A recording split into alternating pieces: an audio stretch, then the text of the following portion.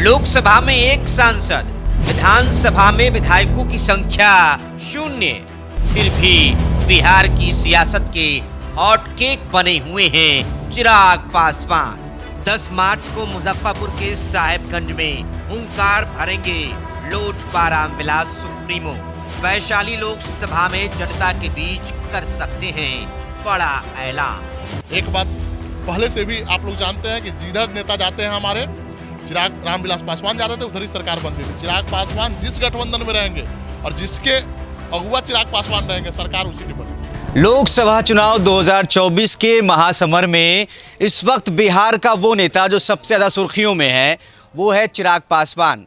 और चिराग पासवान को लेकर अटकलें जो हैं वो लगातार जारी है। मेन स्ट्रीम मीडिया में सूत्रों के हवाले से खबरें चल रही है कि क्या चिराग पासवान पाला बदल सकते हैं, क्योंकि कहा जा रहा है कि महागठबंधन की तरफ से उन्हें बड़ा ऑफर मिल गया है। लेकिन जेपी नड्डा से मुलाकात की भी खबरें हैं और इस बीच चिराग पासवान जो है वो मीडिया में नदारद हैं। जैसे कि प्रधानमंत्री मोदी की बिहार में सभाएं होती हैं वहाँ भी वो दिखाई नहीं पड़ते हैं और ख़ुद को सोशल मीडिया पर मोदी का परिवार भी घोषित नहीं करते हैं, उसमें भी देरी होती है। तो कहीं ना कहीं चिराग पासवान भी प्रेशर पॉलिटिक्स कर रहे हैं। लेकिन इन सब का जवाब कि क्या चिराग पासवान मोदी के हनुमान बने रहेंगे, क्या बिहार में एक बार फिर चुनावी मौसम में पाला बदल का कोई बड़ा खेल हो सकता है, इन सब का जवाब चिराग पासवान देने जा रहे हैं इसी मंच से, जिस मंच पर इस वक्त हम लोग मौजूद हैं। चूंकि अंधेरा हो गया इसलिए ज़्यादा कुछ दिखा नहीं सकते हैं, लेकिन ये साहेबगंज का वही मैदान है जहां पर चिराग पासवान 10 मार्च को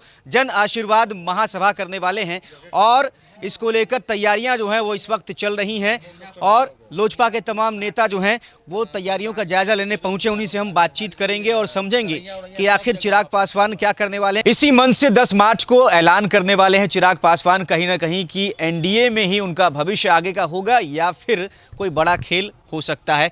हम बातचीत करेंगे जो लोजपा नेता आए हुए हैं यहाँ पर, उनसे सबसे पहले अपना परिचय दीजिए। मेरा नाम अमित सिंह रानू हुआ। हम लोग जनशक्ति पार्टी रामविलास में आईटी सेल के प्रदेश अध्यक्ष हैं। चिराग पासवान इस वक्त सबसे ज़्यादा सुर्खियों में है। मेन स्ट्रीम मीडिया में भी बहुत सारी खबरें चल रही हैं और तमाम तरीके के कयास लगाए जा रहे हैं।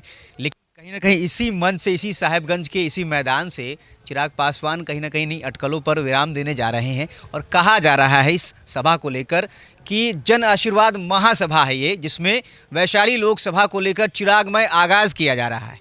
तो ये चीज़ें हैं कि अभी तो भैया सीटों का शेयरिंग का अनाउंसमेंट नहीं हुआ और हाजीपुर और वैशाली पर दावा ठोका जा रहा है। 6 सीटों पर दावा आपकी पार्टी की तरफ से ठोक दिया गया है। जो 2019 वाला फॉर्मूला था उसकी बात थी, लेकिन 19 के बाद 20 में विधानसभा के चुनाव आए और इसके बाद ये 4 साल का जो वक्त बीता है इसके भीतर आपकी पार्टी 2 गुटों में बट गई हुई है। दोनों ही गुट इस वक्त एनडीए का हिस्सा है, इसीलिए कहीं ना कहीं जो है ये तमाम कयासबाजी चल रही है। सबसे पहले तो आपने पूछा कि हमारे नेता सुर्खियों में बने हुए हैं। हमारे नेता पिछले 4-5 साल से ना लगातार सुर्खियों में, वो कभी घर में बैठे ही नहीं हैं। आप हमारे सोशल मीडिया साइट पे, चूँकि मैं आईटी का प्रदेश अध्यक्ष हूँ इसलिए ये बात मैं बड़ी मुस्तैदी से कर रहा हूँ, आप हमारे सोशल मीडिया साइट पे जाके देखिए कि ऐसा कार्यक्रम हम लोग 4 साल में लगातार किए हैं। वो संकल्प यात्रा के माध्यम से हो, जन आशीर्वाद यात्रा के माध्यम से हो, नालंदा से लेके नवादा से लेके कोई जिला बचा नहीं है। इन 4 सालों में जो नेता ने हमारा एक-एक गाँव, एक-एक पंचायत और एक-एक घर तक नहीं घूम गए आशीर्वाद यात्रा भी बहुत ज़्यादा। और ये नहीं था कि इलेक्शन के समय, और आज इस यात्रा का और यहाँ पर हमारे साहेबगंज वैशाली का जहाँ तक बात है कि वैशाली हमारी 2014 में भी वैशाली में हमारा ही सांसद थे और 2019 में भी थे, और तो 2024 में ये हमारा सीट है तो इसको हम मांगेंगे। और कहीं ना कहीं इस सीट पर वैशाली की इस धरती पर हमारे नेता का आगमन पूरे वैशाली के हमारे एक-एक कार्यकर्ताओं का डिमांड था कि नहीं आप आइए, हम लोग चाह रहे हैं कि आप आइए, हम लोग से संबोधित कीजिए, हम लोग से मिलिए। इसलिए नेता ने ये प्रोग्राम दिया है। ऐसा नहीं है, चुनाव की तैयारियां में तो भाई सब पार्टी लगी हैं, हमारी पार्टी भी लगी है, ये अलग बात है। लेकिन आप हमारे पार्टी के साथ ये एक एडिशनल है कि हमारे नेता पूरे 4 साल, हमारी पार्टी पूरे 4 साल 5 साल कभी बैठी ही नहीं है। अगर कोरोना के बाद जब से हम लोग घर से निकलना शुरू किए हैं तब से हम लोग घर से बाहर ही हैं। हमने सुर्खियों में कहने का मतलब ये था कि चिराग पासवान इस वक्त हॉट टॉपिक बने हुए हैं। एनडीए में, बिहार एनडीए में सीट बंटवारे को लेकर कहा जा रहा है कि पेच फंस गया है और इसमें सबसे ज़्यादा चर्चा चिराग पासवान को लेकर हो रही है, क्योंकि चिराग पासवान ने पत्ते साफ नहीं किए। बिहार में मोदी जी आते हैं और बेगूसराय और औरंगाबाद में चिराग पासवान नहीं जाते हैं। इसके बाद कहा जाता है कि कहीं ना कहीं बेतिया पहुंचेंगे, क्योंकि नीतीश कुमार उस दिन मंच पर नहीं रहने वाले थे। लेकिन बेतिया भी चिराग पासवान नहीं पहुंचते हैं। इस बीच आपने देखा कि बिहार से ही विपक्ष एक बड़ी रैली होती है, लालू यादव का एक बयान आता है और इसके बाद तमाम जो एनडीए के नेता हैं वो खुद को मोदी का परिवार बताने लगते हैं सोशल मीडिया पर। आप आईटी सेल देख रहे हैं, आप लोगों ने चिराग पासवान को मोदी का परिवार घोषित नहीं किया। पिछली बार 19 लोकसभा जब थी, मैं भी चौकीदार कैंपेन में तुरंत चिराग पासवान को अपडेट कर दिया गया था। इस बार क्यों देरी हुई? सबसे पहले बात तो कि मंच का जहाँ तक वो सरकारी मंच था, वो एनडीए का प्रचार प्रसार का मंच था नहीं। वो उन्होंने आदरणीय श्री प्रधानमंत्री नरेंद्र मोदी जी को बहुत से योजनाओं का शिलान्यास करना था। वो कहीं ना कहीं सरकारी मंच था और हमारे नेता उस समय कहीं ना कहीं दिल्ली में थे, यहाँ थे नहीं। ऐसा नहीं था कि नेता को हमारे बुलाया नहीं गया था। हमारे पार्टी के एक कार्यकर्ता, हमारे जिस जिला में मोदी जी आदरणीय प्रधानमंत्री जी का कार्यक्रम हुआ है, उस जिला के हमारे सारे जिला अध्यक्ष, हमारे सारे साथी वहाँ पहुँचे हैं। उनका बजाबते पास इशू किया गया है, सब लोग रहे हैं। मंच पे भी कुछ लोग रहे। हाँ, नेता नहीं आ पाए हैं अपनी व्यस्तता के कारण, ये अलग है। लेकिन अगर ये एनडीए का मंच होता, एनडीए की प्रचार, अगर चुनाव अभियान का मंच होता, तो आपका बात कहीं ना कहीं जायज़ था। लेकिन ये तो सरकारी मंच था, वहाँ शिलान्यास करने के लिए मोदी जी आए थे। हमारे बहुत सी योजनाओं को उन्होंने शिलान्यास किया, तो वहाँ नहीं रहने से इसको आप इस अटकल को आप नहीं लगा सकते हैं। दूसरा नंबर आप पूछ रहे हैं कि हमारी पार्टी अब क्लियर नहीं कर रही है। तो भाई, हमारी पार्टी ने तो क्लियर कर रखा है ना कि हम जिस 6 सीट पे लड़े थे, वो 6 सीट पे हम लड़ेंगे ही लड़ेंगे। उस पर कहीं से भी कहीं कोई कंप्रोमाइज़ का गुंजाइश नहीं है। 6 लोग सांसद थे, उनमें से 5 तो चले गए ना चच्चा जी के साथ, पारस जी के साथ। देखिए, सांसद पार्टी नहीं होता है। ठीक बात है। पार्टी हमारी कार्यकर्ता के दम पर खड़ी है। सांसद आते हैं जाते हैं, विधायक आते हैं जाते हैं, एमएलसी आते हैं जाते हैं, वो अलग चीज़ होता है। सांसद और विधायक पार्टी नहीं बनाते, पार्टी कार्यकर्ता और संगठन बनाते हैं। और आज हमारा संगठन पूरे बिहार में, चूँकि मैं भी एक संगठन को देखता हूँ, एक प्रकोष्ठ को देखता हूँ, इसलिए मैं बड़ी गर्व के साथ कहता हूँ कि पूरे बिहार में हमारा संगठन अभी बहुत मजबूत है। हम लोग किसी भी परिस्थिति के लिए तैयार है, बस नेता के आदेश का इंतजार है। हमारे नेता जो आदेश कर देंगे, जो निर्णय ले लेंगे, उनकी पार्टी और उनके सिपाही मजबूती के साथ हमारे नेता के साथ खड़े हैं। वैशाली लोकसभा का आगाज होने जा रहा है, तैयारियां तेज हैं यहाँ। बिल्कुल, वैशाली हमारा सीट रहा है। जैसे मैंने पहले भी कहा कि 14 और 19 में हम लोग वैशाली जीत के आए हैं। हम लोग फिर वैशाली लड़ेंगे ही लड़ेंगे, 24 में नहीं का सवाल नहीं है। और भी नेता उनसे बातचीत कर लेंगे। क्या नाम है सर आपका? जी, मेरा नाम राकेश रोशन है और हम प्रदेश के उपाध्यक्ष हैं, बिहार प्रदेश के। और आगोपुर में तेजस्वी यादव जी के खिलाफ में पार्टी की तरफ से, लोक जनशक्ति पार्टी की तरफ से उम्मीदवार के तौर पर भी चुनाव लड़े थे। अच्छा, और तेजस्वी यादव ने आपके नेताजी को ऑफर दे दिया। आप देखे होंगे कि जब पत्रकारों ने सवाल किया कि क्या महागठबंधन में चिराग पासवान के लिए जगह बन सकती है, तो उन्होंने कहा कि भाई हमको तो कहीं जाना नहीं है, जिनको आना है वो तय करे। तो कहीं ना कहीं चिराग पासवान की लोकप्रियता से सभी लोग प्रभावित हैं और चिराग पासवान को लेकर कयास लगे हैं। मेन स्ट्रीम मीडिया में खबरें चली हैं कि 8 बिहार में लोकसभा की सीट और यूपी में 2 सीटें जो हैं, उसका ऑफर, एक बड़ा ऑफर जो है वो महागठबंधन की तरफ से दिया गया। आप लोग को कुछ जानकारी मिली क्या? सर, जहाँ तक चिराग पासवान जी का बात है, हिंदुस्तान में आज के समय दलितों का सबसे बड़ा चेहरा है चिराग पासवान। अगर चिराग पासवान को कहीं से ऑफर आता है तो इसका कारण ऐसे नहीं है। चिराग पासवान हिंदुस्तान के किसी कोने में चले जाते हैं तो रामविलास पासवान के बाद अगर उनका सही में कोई उत्तराधिकारी हो जो दलितों के हित की बात करता है तो वो चिराग पासवान है। आज मीडिया सुर्खियों का, आप किस कारण से सुर्खियों की बात करते हैं? आज ज़मीन पे कोई व्यक्ति, अगर कोई 40 साल का सांसद संघर्ष कर रहा है तो वो चिराग पासवान है। जो संघर्ष करेगा वही सुर्खियों में बना रहेगा। और जहाँ तक मोदी के परिवार में आपने जो बात उठाई थी, तो मोदी के परिवार, सब लोग हिंदुस्तान में जो भी है प्रधानमंत्री का परिवार ही है। लेकिन जो लोग आप बात कर रहे हैं हमारे पार्टी से टूट के गए, उन्होंने तुरंत उस बात को कैच कर लिया। तो इसका कारण है, आपको बता देता हूँ, वो लोग भारतीय जनता पार्टी के सिंबल से ही चुनाव लड़ेंगे। उनके पास कोई अपना सिंबल नहीं है, क्योंकि जिनके पास जमीन नहीं है उनके पास सिंबल नहीं है, जनाधार नहीं। हाँ, जमीन वही जनता के आज के तारीख में जिस जमीन किसको बोला, जो ग्राउंड पे काम कर रहा है, जो जिसकी पार्टी जमीन पे काम कर रही है। नीतीश कुमार जी तो नहीं लिखा है। नीतीश कुमार जी के और सबसे बड़े अलायंस आज के डेट में आपके नज़र में है कि नीतीश कुमार जी पूरे हिंदुस्तान में सबसे बड़े एलाई हैं। 16 सांसद उनके पास है और बिहार का मुख्यमंत्री भी है। उन्होंने तो नहीं लिखा मोदी का परिवार। तो क्या नीतीश कुमार जी गठबंधन में नहीं है कि नहीं? तो जो लोग आरोप लगा रहे हैं, हमारे पार्टी से टूट के जो लोग हैं, जो आरोप लगा रहे हैं कि चिराग पासवान जी ने नहीं लिखा है कि मोदी का परिवार, तो आप बताओ कि हम चिराग पासवान जी क्या लिखते हैं? युवा बिहारी चिराग पासवान। आज बिहार में चुनाव की चर्चा हो रही है। हमारी पार्टी की मूलभूत जो पार्टी है, जो संरचना है, वो बिहार से है। और हमारे नेता बिहार फर्स्ट बिहारी फर्स्ट की बात करते हैं। तो हमारे नेता ने जब बिहार को ही लिखा है कि अपना परिवार है, बिहार का बच्चा बच्चा चिराग पासवान का परिवार है, तो हमारे नेता आज पहचान के मोहताज नहीं। और हमारे नेता जिधर जाएंगे, एक बात पहले से भी आप लोग जानते हैं कि जिधर नेता जाते हैं हमारे, चिराग रामविलास पासवान जाते थे उधर ही सरकार बनती थी। चिराग पासवान जिस गठबंधन में रहेंगे और जिसके अगुआ चिराग पासवान रहेंगे, सरकार उसी की बनेगी। ठीक है, तो बिना जनाधार तो चलिए ठीक है, जनाधार तो हो गया, लेकिन भाजपा के बगैर क्या चिराग पासवान जो है वो आगामी जो लोकसभा है उसमें कुछ राह बना सकते हैं? आप लोग क्या चाहते हैं, आपका क्या मत है?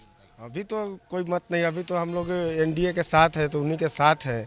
जैसा नेता का आदेश होगा हमारे आदरणीय चिराग पासवान जी का, उस तरह हम लोग आगे देखेंगे। चिराग पासवान को लेकर बड़ी चर्चा, बड़ा बहुत हल्ला रहा कि भाई चिराग पासवान क्या पाला बदलेंगे, ये जो तमाम कयासबाजी लगी, इसको आप लोग किस तरीके से देख रहे हैं? सबसे पहले आपका बहुत बहुत धन्यवाद हमारे वैशाली लोकसभा साहेबगंज की इस रामपुर हाई स्कूल के धरती पर। पाला बदलेंगे नहीं बदलेंगे ये तो उनकी नीति होगी, उनका फैसला होगा। फिलहाल अभी हम लोग इस जनसभा आशीर्वाद जनसभा कार्यक्रम को लेकर के हम सारे कार्यकर्ता बहुत ही उत्साह के साथ हम इस कार्यक्रम को बहुत सुंदर से एकदम जान आन बान शान की ये हमारा कार्यक्रम होगा और इसमें हम सब तन मन धन से हम लोग लगे हुए हैं। और हमारे चिराग पासवान इतने लोकप्रिय हैं कि आपके माध्यम से ही सुनने को मिला कि ये इतने पॉपुलर हो चुके हैं, इतने लोग के नज़र में है, तो जो दिखता है वही बिकता है। लोगों के पास जब बिहार में कोई दूसरा विकल्प नहीं है चिराग पासवान जी के छोड़ करके, तो इसीलिए हम लोग को कुछ कहना नहीं है। आपको खुद इसका रिजल्ट पता चलेगा। हमारा ये 10 तारीख को जो कार्यक्रम होगा ये पूरा बिहार नहीं पूरा भारत देखेगा कि हमारा जनसभा ये आशीर्वाद किस तरीके का कार्यक्रम होता है। उस दिन आप लोग को फिर से हम बुलाएंगे और आपको कार्यक्रम के माध्यम से आपको पता चल जाएगा कि हमारा चिराग जी क्या कर सकते हैं और लोग को क्या संदेश देंगे। जी, क्या परिचय होगा? मैं लोजपा ITCL जिला अध्यक्ष मुजफ्फरपुर मृदुल कुमार बोल रहा हूँ। चिराग पासवान पहुंच रहे हैं आपके क्षेत्र में, है ना? वैशाली लोकसभा को लेकर कहा जा रहा है कि चिरागमय आगाज। हाजीपुर पर दावा पहले ही ठोक दिया गया, 6 सीटों पर दावा ठोक ही दिया गया है और वैशाली में जो है अब चिराग पासवान पहुंच रहे हैं। इसके पहले वैशाली लोकसभा को लेकर चर्चा हुई जब चिराग पासवान ने विनीता विजय को पार्टी ज्वाइन कराई। कहा गया कि रघुनाथ पांडे का परिवार उसको लेकर आ गए हैं चिराग पासवान और वैशाली पर दावा ठोक दिया गया है। एनडीए में भी सीट शेयरिंग नहीं हुई है, इसीलिए कहीं ना कहीं जो है ये बबेला मचा। आपने देखा होगा मीडिया में खबरें चल रही हैं, आप लोग किस तरीके से देख रहे हैं? जैसा कि वैशाली लोकसभा क्षेत्र हमेशा से लोक जनशक्ति पार्टी रामविलास का ही रहा है, आगे भी यही रहेगा। और हमारे आगे कार्यक्रम के लिए श्री चिराग पासवान जी आ रहे हैं, उनका बहुत बहुत स्वागत है, अभिनंदन है। और जैसे उनका दिशा निर्देश होगा उस पर आगे कार्य किया जाएगा। भीड़ जुटा रहे हैं लगभग यह भीड़ 50,000 की संख्या में लोग रहेंगे। पूरा वैशाली लोकसभा की सारी जनता उतर रही है। आज हम लोग कैंपेन कर रहे हैं, जगह जगह जा रहे हैं, देख रहे हैं। लोगों में उत्साह है, एक अलग उत्साह है चिराग पासवान को देखने के लिए, उनकी बातों को सुनने के लिए। सब लोग चाह रहे हैं कि गाँव घूम के आप लोग न्योता दे रहे हैं। हाँ, गाँव घूम के न्योता देते हुए अभी आ रहे हैं और अभी फिर जाएंगे तो फिर गाँव घूमना भी है उनके लिए। 50,000 से ज़्यादा की संख्या में यहाँ भीड़ जुटेगा। चिराग पासवान को, जनता के बीच में चिराग पासवान को लेकर क्या बातें हो रही हैं? जनता के बीच में चिराग पासवान को लेकर एक अलग ही क्रेज है। उनका जो विजन है बिहार फर्स्ट बिहारी फर्स्ट, उसको लेकर लोग पागल बने हुए हैं कि कैसे हम ना बिहार को फर्स्ट बनाए, कैसे बिहारी फर्स्ट बने। नीतीश कुमार एनडीए में वापसी कर जाते हैं 2024 की शुरुआत में, जिस साल लोकसभा चुनाव होने हैं। इसको लेकर कहीं ना कहीं चिराग पासवान ने भी जो बयान दिए उसमें उन्होंने कहा कि हाँ, हम 4 साल उनके खिलाफ, उनके विपक्ष में ही तो राजनीति आप लोगों ने की है ना पिछले 4 साल, 2020 के बिहार विधानसभा चुनाव के वक्त से लेकर 2023 के आखिर तक। 2024 में राम मंदिर में प्राण प्रतिष्ठा हुई और इधर जो है चच्चा जी फिर पलटी मार दिए, है ना? तो नीतीश कुमार के एनडीए में वापसी करने के बाद कहीं ना कहीं समीकरण बदल गए। जो वायदे तब भाजपा ने किए होंगे चिराग पासवान जी से भी, अब वो वायदे तो पूरे नहीं हो रहे होंगे। तो इसको लेकर भी कहीं ना कहीं ये जो खबरें चली हैं, इन पर आप लोगों को भी थोड़ा बहुत असमंजस तो कहीं ना कहीं पार्टी के कार्यकर्ताओं में भी हुआ रहेगा। हाँ, थोड़ा बहुत असमंजस तो है, लेकिन जैसे कि नीतीश कुमार चाचा देखे कि अब हम मतलब इंडिया गठबंधन में वो कमज़ोर पड़ रहे थे। यहाँ पूरा मोदीमय हो गया हुआ है राम मंदिर के उद्घाटन के कारण। देखिए कि मेरा एक भी सांसद जीत नहीं पाएगा, जिस कारण से वो अपना पलड़ा बदल लिए और सोचे कि हम इंडिया का गठबंधन में आ जाते हैं, जो भी मेरा सांसद कम से कम इसी बहाने तो जीत जाए। सोचिए मतलब मुख्यमंत्री अपने बिहार का मतलब किस तरीके से उनकी रणनीति जो है वो बदलती रहती है कि कुछ महीने पहले कहते रहते हैं कि लोकतंत्र खतरे में है, संविधान खतरे में है, मोदी को उखाड़ना है ना, संविधान बचाना है, लोकतंत्र बचाना है। और अब वही मंच पर आपने देखा बेगूसराय औरंगाबाद के मंचों पर नीतीश कुमार प्रधानमंत्री मोदी से कहते हैं कि आपको तो 400 पार करने से कोई रोकिए नहीं सकता है। तो ये जो राजनीति है कि पल में तोला पल में माशा, है ना, ये बिहार की जनता पे तो असर डालती ही है। कहीं ना कहीं नीतीश कुमार को लेकर जो एक क्रेडिबिलिटी क्राइसिस है ना, विश्वसनीयता के संकट से वो गुजर रहे हैं, वो तो है ही। लेकिन आम एक युवा नेता के तौर पर आप इसको किस तरीके से देखते हैं कि नीतीश कुमार जो है वो कितने भरोसे के लायक रह गए? नीतीश कुमार के तो अब जनाधार कुछ रहा नहीं, बचा नहीं। तो वो सोचते हैं कि कभी इधर कभी उधर, कभी इधर कभी उधर मार के पलटी मारते रहते हैं और अपना वो मतलब कुर्सी बचाते रहते हैं। यही उनका काम बचा हुआ है और आगे तो उनका कोई भविष्य दिख नहीं रहा है। चलिए, तो चिराग पासवान पहुंच रहे हैं साहेबगंज में। 10 मार्च को जन आशीर्वाद महासभा होनी है और कहीं ना कहीं चिराग पासवान को लेकर इस वक्त जो तमाम अटकलें लगाई जा रही हैं, एनडीए में वो बने रहेंगे, मोदी के हनुमान ही कहलाते रहेंगे या नहीं, कहीं ना कहीं इसी मन से चिराग पासवान 10 मार्च की तारीख को तस्वीर को साफ कर सकते हैं। नमस्कार।